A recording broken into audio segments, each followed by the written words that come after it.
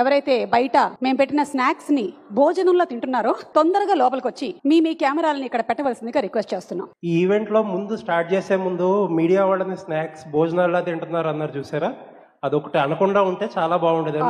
అలాగేనండి, that was just as a joke. ఎందుకంటే మీ అందరూ కూడా నాకు చాలా లేదండి, అంటే జోక్స్ మీరు బాగా చేస్తారు కానీ మీడియాని కొంచెం ఎగ్జామ్ చేస్తే బాగుంటది అనిపించింది. అలాగే అలాగే తప్పకుండానండి. మీరు స్నాక్స్ లాగే తిన్నారు, ఓకేనా? అదే అండి, ఇదే వద్దని మీడియాని వద్దు. మీరు జనరల్ గా మీ యాంకరింగ్ అందరికీ ఇష్టమే గానీ మీడియా వరకు వద్దు. ఓకేనండి, I'm really sorry if I offended you in that way, but didn't. లేదండి, చాలా అఫెండ్ అయ్యాం, బట్ దట్స్ ఓకే. నాకు ఇందాక మీరు హట్ అవుతున్నారు అంటే నాకు సడన్ గా మీరు ఆ క్వశ్చన్ తో గుర్తొచ్చింది. ఇది మిమ్మల్ని క్వశ్చన్ చేయడం కాదు లేదా మిమ్మల్ని నిలదీయడం కాదు, but I want always ask this.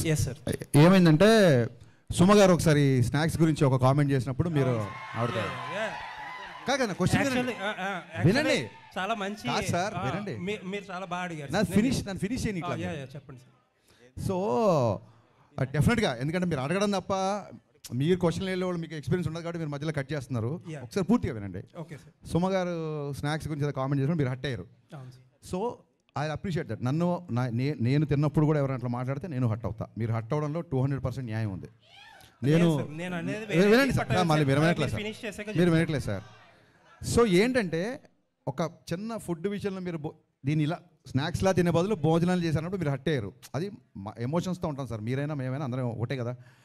అలాంటిది ట్విట్టర్లో కొన్ని కామెంట్స్ ఎలా ఉంటాయంటే పేరెంట్స్ని ట్యాగ్ చేస్తూ లేదా ఇంకోటి బూతులతో ఉంటుంది. సో హట్ అవడం అనేది సహజం, అది మీకు అర్థమైంది అనుకుంటా. నెక్స్ట్ థింగ్, ఆ తర్వాత మీరు ఏం చేశారంటే ఆవిడతో మీరు, ఎందుకంటే నాకు ఓన్లీ మీ వీడియోనే చూశాను, మిగతా జర్నలిస్ట్ ఎవరు రియాక్ట్ అయ్యారు లేకపోతే వాళ్ళందరి తరఫున మీరు రియాక్ట్ అయ్యి ఉంటారు. 100% కరెక్ట్. ఆవిడతో సారీ ఏదో చెప్పించారు, ఇట్స్ ఓకే. అది ఆవిడ అలా డే టు డే ఈవెంట్స్ చేస్తుంటారు, రోజుకు 2-3 ఈవెంట్లు కూడా చేస్తుంటారు. పాపం ఆవిడ ఎక్కడో ఆడియన్స్ ఎంటర్టైన్ చేద్దాం అన్న దాంట్లో ఒక మాట దొరికి ఉంటారు, నేను కాదనట్లేదు. ఒక ఆడపిల్లతో సారీ చెప్పించారు, యాక్సెప్టెడ్. కానీ మీ సురేష్ కొండేటి, నాకు మొహమాటం లేదు, సురేష్ కొండేటి ఒక ఆడపిల్లని క్వశ్చన్ చేసినప్పుడు మీరు అతనితో కూడా సారీ చెప్పించాలి కదా. అకౌంటబిలిటీ లేదు. నిశాంత్ గారు అకౌంటబిలిటీ లేదండి. అకౌంటబిలిటీ మీకు కానీ ఇంకోళ్ళు కానీ ఎవరికి అకౌంటబిలిటీ లేదు. ఒక ఆడపిల్లని అన్నప్పుడు ఒక ఆడపిల్ల అన్నప్పుడు సారీ చెప్పించారు, నో డౌట్. ఒక ఆడపిల్లని అన్నప్పుడు కూడా సారీ చెప్పించాలి కదా సురేష్ కొండేటితో మీరు. అవునండి, నేను చెప్తాను. ఒకటి 2 things ఐఎమ్ డన్ అండి, నేను మధ్యలో కట్ చేయను, మీరు చెప్పండి. నేను 2 things అని చెప్పేది. ఫస్ట్ ఆఫ్ ఆల్ సుమగారు ఆ వేళ నన్ను అనలేదు, ఎందుకంటే I came very late to the event and ఆ రోజు నేను ఫాస్టింగ్లో ఉన్నా. But that secondary. బట్ నేనేంటంటే ఒక 150 మెంబర్స్ ఆఫ్ మీడియా పర్సన్స్ని వాళ్ళ తరపున మాట్లాడా. సరే, రైట్ రాంగ్ అనేది సబ్జెక్టివ్, అది ఎవరు తీసుకునేది వాళ్ళది. అండ్ ఇంకొకటి, సుమగారిని సారీ ఈ రోజు కూడా సుమగారు అని అంటాను, ఆ రోజు అదే అన్నాను. అవునండి, ఆవిడ మీద ఎప్పుడూ రెస్పెక్ట్ ఉంటుంది. అండ్ ఆవిడ ఆ ఇన్సిడెంట్ తర్వాత ఆవిడతో మాట్లాడడానికి ఆ టాపిక్ గురించి ఎప్పుడూ ట్రై చేయాల.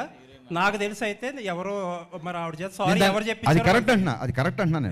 ఇంకొకటి ఏంటంటే, మీరు ఇంకొకటి ఏదో ఒక జర్నలిస్ట్ గురించి నేను పేరు చెప్పడం మొహమాటం లేదండి, నేను చెప్తాను. సురేష్ కొండేటి చెప్తున్నారు, మీకు తెలుసో లేదో నాకు, నేను ఆయనకి చెప్పే, ఆయన సీనియర్ కాబట్టి నేను చెప్పకూడదు కానీ, బట్ ఐ థింక్ సో ఇప్పుడు ఆల్రెడీ అసోసియేషన్స్ ఉన్నాయి, దానికి తగ్గట్టు కొన్ని స్టెప్స్ అయితే తీసుకున్నారు కూడా. Thank you for your patience అండి. Thank you.